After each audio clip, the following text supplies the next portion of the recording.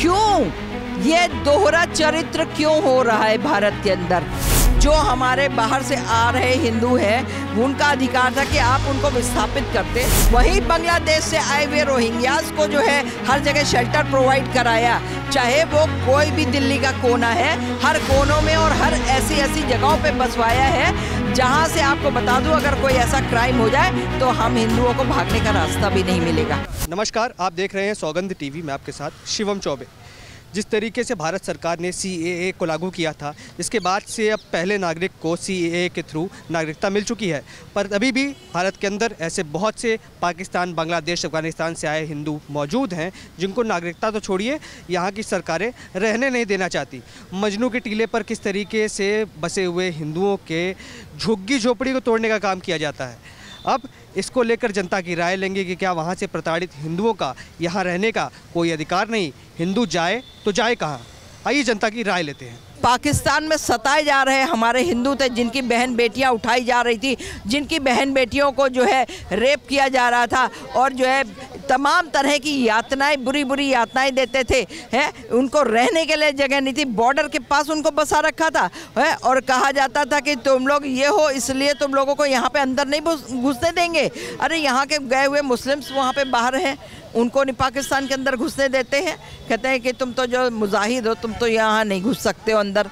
तो आप अगर वो लोग अपनी जान बचा के आए हैं, और आपको मैं बताती हूँ ये मजनू का टीला, मजनू के टीले पे है, क्यों यहाँ उनको फैसिलिटीज़ नहीं आपने प्रोवाइड कराई भाई?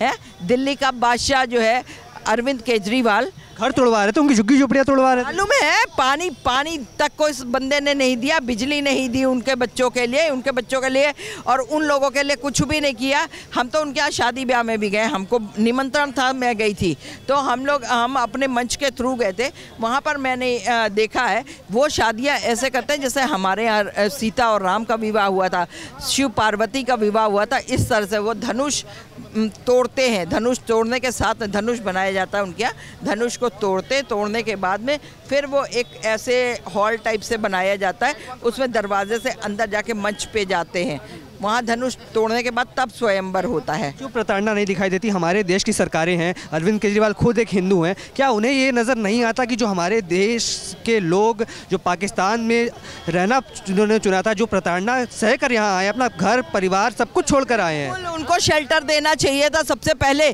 सर्वप्रथम उनका हिंदुओं का अधिकार था।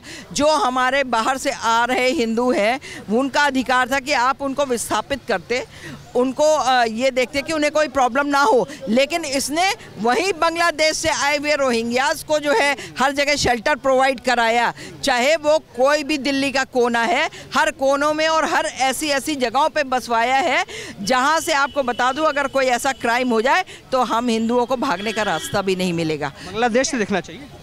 बांग्लादेश यहाँ बस रहा है, आप ये क्यों भूल रहे हो? आप ये देखो कि बांग्लादेश में जो कांड हो रहा है वहाँ से हिंदुओं को निकालो। जो कलकत्ता में जो है हिंदुओं को मारा जा रहा है, हिंदुस्तान के अंदर हिंदुओं को मार रहे हैं और वो पूरा मुस्लिम कंट्री बनाना चाह रहे हैं। दूसरा जो है आप समझो पाकिस्तान या आप दूसरा बांग्लादेश समझ लो बनाना चाह रहे हैं। तो जो है उनको वहाँ से निकाल करके आप यहाँ शेल्टर, यहाँ से जितने हैं ये ईंटबाजी पत्थरबाज वाले जितने हैं इनको सबको और इनके मौलवी मुल्ला सबको वहाँ से गेट लॉस करो, भारत से बिल्कुल निकाल देना चाहिए।